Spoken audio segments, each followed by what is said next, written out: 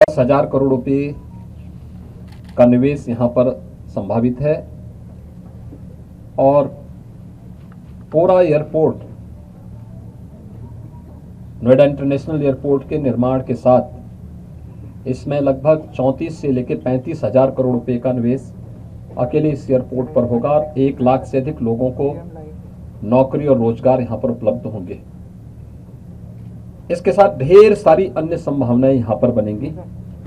MRO के साथ ही यहीं पर हम लोग यमुना अथॉरिटी में ये जो एयरपोर्ट है हमारा ज्वाइंट वेंचर है, नोएडा, ग्रेटर नोएडा और यमुना अथॉरिटी को मिलाकर के हम लोग इस एयरपोर्ट के निर्माण की कार्रवाई को राज्य सरकार के माध्यम से आगे बढ़ा रहे हैं। भारत सरकार का इसमें हमें पूरा सहयोग मिल रहा है और इस एयरपोर्ट का निर्माण 2024 में यह एयरपोर्ट फंक्शनल हो जाएगा और उत्तर प्रदेश का यह 5वां इंटरनेशनल एयरपोर्ट होगा। हमारे पास पहले से ही लखनऊ में और वाराणसी में इंटरनेशनल एयरपोर्ट हैं। अभी पिछले दिनों प्रधानमंत्री जी ने कुशीनगर में एक इंटरनेशनल एयरपोर्ट का शुभारंभ किया है। अयोध्या में हम एक इंटरनेशनल एयरपोर्ट का निर्माण पहले से कर रहे हैं और नोएडा इंटरनेशनल ग्रीनफील्ड एयरपोर्ट ये भारत का पहला ऐसा एयरपोर्ट होगा जो किसी भी प्रकार के पॉल्यूशन से मुक्त होगा और यह भारत ही नहीं एशिया का सबसे बड़ा एयरपोर्ट भी होगा। व्यापक संभावनाओं को लेकर के कार्यक्रम आगे बढ़ रहा है जो यहाँ के विकास के साथ साथ रोजगार और युवाओं के लिए तमाम प्रकार की नई संभावनाओं को लेकर के यह एयरपोर्ट आगे बढ़ रहा है। इसके साथ ही यहाँ पर फिल्म सिटी के निर्माण की कार्रवाई भी इसी के नजदीक हम लोग करने जा रहे हैं। उसकी कार्रवाई भी अंतिम चरणों में चल रही है और उस पर भी बहुत बड़े निवेश की संभावना बन रही है। इसके साथ ही जेवर एयरपोर्ट के निर्माण के साथ ही जो हमारा डिफेंस मैन्युफैक्चरिंग कॉरिडोर का एक महत्वपूर्ण नोड अलीगढ़ है, इससे सटे हुए क्षेत्र में ही है। यहाँ पर मेडिकल डिवाइस पार्क के साथ साथ और भी अन्य तमाम प्रकार के कार्यक्रम हम लोग निवेश की दिशा से आगे बढ़ा रहे हैं। एक इलेक्ट्रॉनिक सिटी भी स्थापित करने की कार्रवाई युद्ध स्तर पर चल रही है। एक यहाँ पर और भी अन्य महत्वपूर्ण कार्यक्रमों को लेकर के राज्य सरकार आगे बढ़ी है। यह हम सबका सौभाग्य है कि प्रधानमंत्री मोदी जी 25 नवंबर को इस क्षेत्र के विकास को आगे बढ़ाने की दिशा से और उत्तर प्रदेश को जिस प्रकार का आशीर्वाद प्रधानमंत्री जी का प्राप्त होता रहा है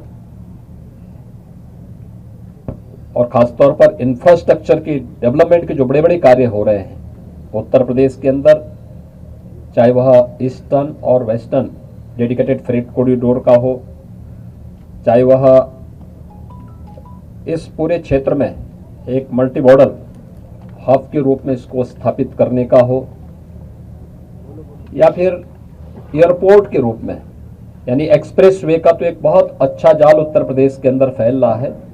अभी प्रधानमंत्री जी ने पूर्वांचल एक्सप्रेसवे का शुभारंभ किया है। ये देश का सबसे बड़ा एक्सप्रेसवे है। बुंदेलखंड एक्सप्रेसवे निर्माण के अंतिम चरणों में चल रहा है और अभी तो हम लोग पश्चिमी उत्तर प्रदेश को पूर्वी उत्तर प्रदेश से जोड़ने के लिए गंगा एक्सप्रेसवे के निर्माण के कार्यक्रम को भी प्रारंभ करने जा रहे हैं। गोरखपुर लिंक एक्सप्रेसवे और बलिया लिंक एक्सप्रेसवे पर भी हमारा कार्य चल रहा है। प्रदेश ने इंटरस्टेट कनेक्टिविटी को और मजबूत किया है, खासतौर पर नेपाल से जुड़े हुए बिहार, झारखंड, छत्तीसगढ़, मध्य प्रदेश, राजस्थान, हरियाणा, उत्तराखंड, इन सब से जुड़े हुए जितने भी हमारी कनेक्टिविटी है उसको 4 लेन के साथ जोड़ने की कार्रवाई।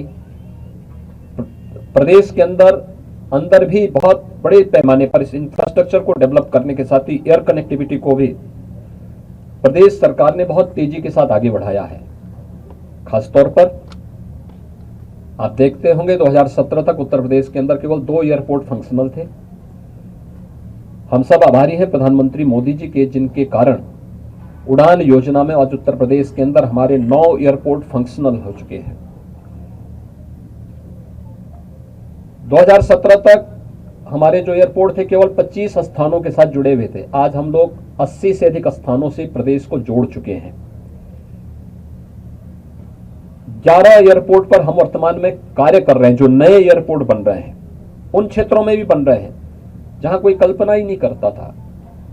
विंध्य क्षेत्र में, सोनभद्र के पास, चित्रकूट में, ललितपुर में, आजमगढ़ में, श्रावस्ती में, अलीगढ़, सहारनपुर, मेरठ, मुरादाबाद में एयरपोर्ट के निर्माण का कार्य अंतिम चरणों में चल रहा है। यानी उन सभी क्षेत्रों को आच्छादित किया जा रहा है जो पहले जहां एयर कनेक्टिविटी के बारे में लोग सोचते भी नहीं थे। ये पिछले 4-5 वर्षों के अंदर ये चीजें तेजी के साथ आगे बढ़ी हैं।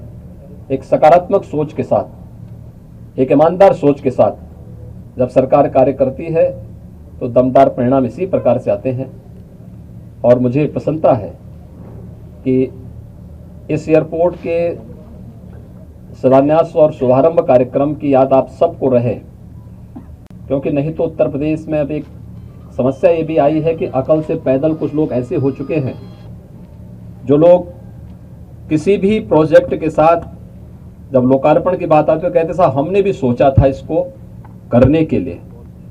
तो मुझे लगता है कि उनकी सोच को बताने की आवश्यकता है कि कब शिलान्यास हुआ है और कब कार्य हुए हैं, कार्य की प्रोग्रेस क्या थी और कार्य के प्रोजेक्ट को समयबद्ध ढंग से आगे बढ़ा करके कब सरकार ने इसे पूरा किया है। इस दृष्टि से भी ये बहुत महत्वपूर्ण होता है। इसलिए ये भी चीज़ें हम आप सबको सामने मुझे रखना था। मुझे प्रसन्नता होगी और उस दिन के कार्यक्रम के 25 नवंबर के कार्यक्रम के लिए आप सबको मैं सादर आमंत्रित करता हूं कि इस कार्यक्रम में आप सब आएँ, प्रधानमंत्री जी का स्वागत करें, उनके महत्वपूर्ण मार्गदर्शन और उद्बोधन को सुने और यहाँ के विकास को और तीव्रता के साथ आगे बढ़ाने की दृष्टि से केंद्र और प्रदेश सरकार जिस दृष्टि से कार्य कर रही है उन सबको मुझे लगता है हर व्यक्ति उसका यहाँ पर दिग्दर्शन भी करेगा। धन्यवाद जी।